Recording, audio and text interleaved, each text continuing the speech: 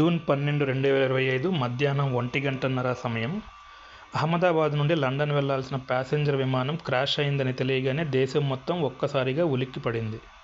అయితే ఈ విమానం టేకాఫ్ అయిన కొద్ది నిమిషాల్లోనే క్రాష్ అయింది. దాదాపు 242 మంది ప్రయాణికులు అంటే 230 మంది సాధారణ ప్రయాణికులు, 12 మంది క్రూ మెంబర్స్ దాంట్లో ప్రయాణిస్తూ ఉన్నారు.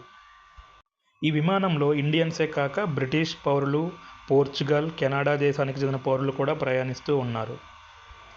ఈ లైవ్ విజువల్స్ అన్నీ సీసీటీవీ కెమెరాల్లోనూ కొంతమంది విమానం ఇంత తక్కువ నుండి వెళ్ళడం ఏంటి, అసలు ఏం జరుగుతుందనేసి తమ ఫోన్లో కూడా బంధించారు. అది మీరు ఇప్పుడు స్క్రీన్ పైన అయితే చూస్తున్నారు.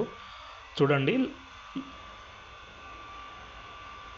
టేకాఫ్ అవ్వడానికి ప్రయత్నిస్తూ ఉంది.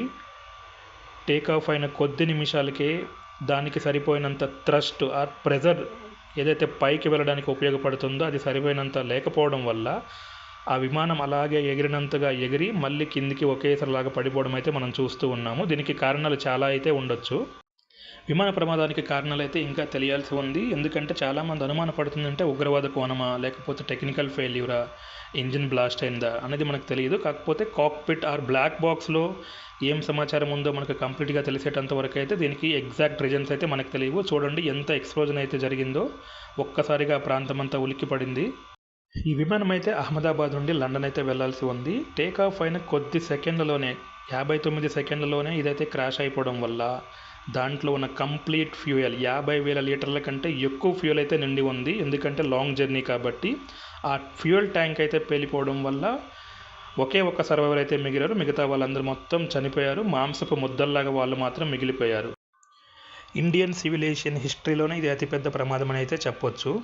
ఈ విమానం అయితే ఢిల్లీ నుండి అహ్మదాబాద్ వచ్చింది. అహ్మదాబాద్ నుండి లండన్ అయితే వెళ్లాల్సి ఉంది. అయితే ఢిల్లీ నుండి అహ్మదాబాద్ వచ్చిన ప్యాసింజర్లో ఒక ఆయన అయితే కొన్ని లోపాలైతే గుర్తించాడు. ఇప్పుడు మీరు చూస్తున్న వీడియోలో లాగా అక్కడ ఆయన కంప్రెసర్ ఆన్ అండ్ ఆఫ్ అవ్వడం గురించి, ఏసీ ఆన్ అండ్ ఆఫ్ అవ్వడం గురించి, ప్రయాణికులు అందరూ ఎలాగైతే సఫర్గేట్కి గురవుతున్నారో అవన్నీ కూడా క్లియర్గా చూపించాడు తన వీడియోలో.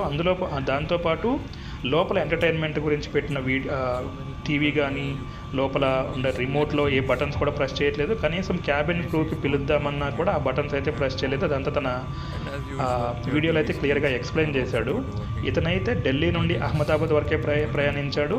అహ్మదాబాద్లో దిగిపోయాడు. అందువల్ల తనకైతే ఏమీ అవ్వలేదు. కానీ తను ఫ్లైట్ జర్నీలో ఉన్నప్పుడు మాత్రం విమానంలో అయితే ఏదో సంథింగ్ రాంగ్ ఉంది, కొన్ని తప్పులేవో కనిపిస్తున్నాయి, లోపాలు కనిపిస్తున్నాయి, ఇలాంటి వాటిని ఎలా నడుపుతున్నారు అన్నట్టు తను అయితే తన భావాలు అయితే ఎక్స్ప్రెస్ చేశాడు. తను ట్విట్టర్లో ఈ వీడియో అయితే పోస్ట్ చేశాడు. పోస్ట్ చేసినప్పుడు చాలా విషయాలు అయితే తను షేర్ చేశాడు. తను చాలాసార్లు ఫ్లై చేశాను, కానీ ఎప్పుడు ఇట్లా అబ్నార్మల్గా అయితే లేదు.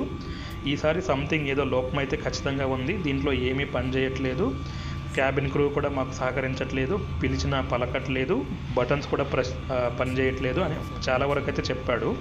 తనైతే అహ్మదాబాద్లో దిగిపోయినాక ఇంకో 2 వీడియోస్ అయితే ఎయిర్ ఇండియా వాళ్ళతో షేర్ చేశాడు. దాంట్లో తను టేక్ ఆఫ్ అయినప్పుడు, ల్యాండ్ అయినప్పుడు తీసిన వీడియోస్ అయితే పోస్ట్ చేశాడు. ఎందుకంటే ఫ్లాప్ సెట్టింగ్స్ ఏవో సంథింగ్ తనకి అన్యూజువల్గా అనిపించాయని చెప్పి తనైతే ఎక్స్ప్లెయిన్ చేస్తూ ఉండే. సో ఆ ఫ్లాప్ సెట్టింగ్స్ టేక్ ఆఫ్ అయినప్పుడు ఎట్లా ఉండాలి, ల్యాండ్ అయినప్పుడు ఎట్లా ఉండాలి అనేది తనకి కొంచెం క్లారిటీ ఉంది కాబట్టి ఇందులో ఏదో సంథింగ్ రాంగ్ ఉందన్నట్లయితే తనైతే ఎక్స్ప్రెస్ చేస్తుండే తన వ్యూస్ అయితే.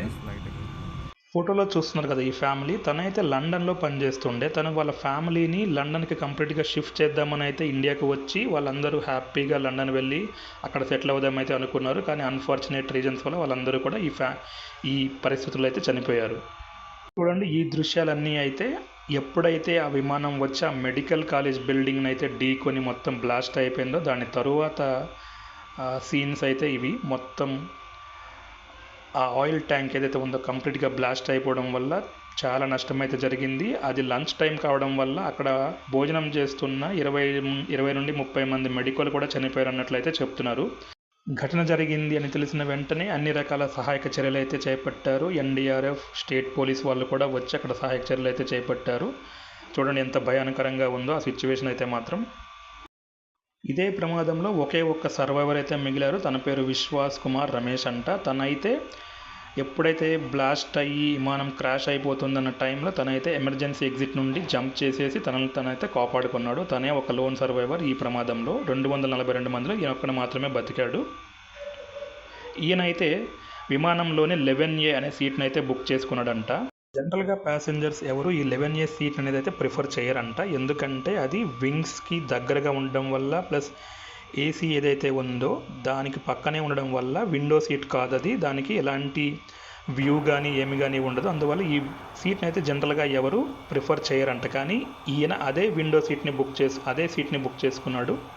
దానివల్ల తన ప్రాణాలను అయితే కాపాడుకోగలిగాడు ఎమర్జెన్సీ ఎగ్జిట్ నుండి అయితే జంప్ చేసేసి.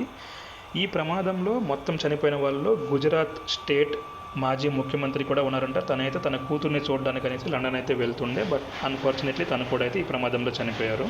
అయితే ఈ మోడల్ ఫ్లైట్లో చాలా సాంకేతిక సమస్యలు ఇంతకు ముందు కూడా వచ్చాయి, దానిపైన రిపోర్ట్స్ కూడా వెళ్ళాయంట. కానీ ఎయిర్ ఇండియా వాళ్ళు మరి ఎందుకు ఇలాంటి చర్యలు తీసుకోవట్లేదు అనేసి చాలామంది అయితే ప్రశ్నిస్తూ ఉన్నారు.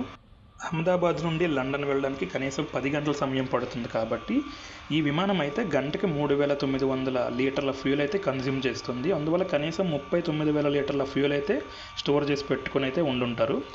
కానీ ఎప్పుడు అవసరానికి మించే పెట్టుకుంటారు కాబట్టి కనీసం మనం ఒక 50,000 లీటర్ల ఫ్యూయల్ అయితే ఉంది అనుకుందాం. సో అంత మొత్తంలో ఫ్యూయల్ ఒకేసారి బర్న్ అవ్వడం వల్ల అయితే విమానంలో ఆ రమేష్ కుమార్ తప్ప ఏ ఒక్కరు కూడా సర్వైవ్ అయితే అవ్వలేదు. విమానం ఎయిర్ ఇండియాది అయినప్పటికీ ఈ మేక్ మాత్రం బోయింగ్ వాళ్ళది కాబట్టి ఆ 2 కంపెనీల షేర్లు అయితే విపరీతంగా పతనం అయ్యాయి నిన్న అయితే.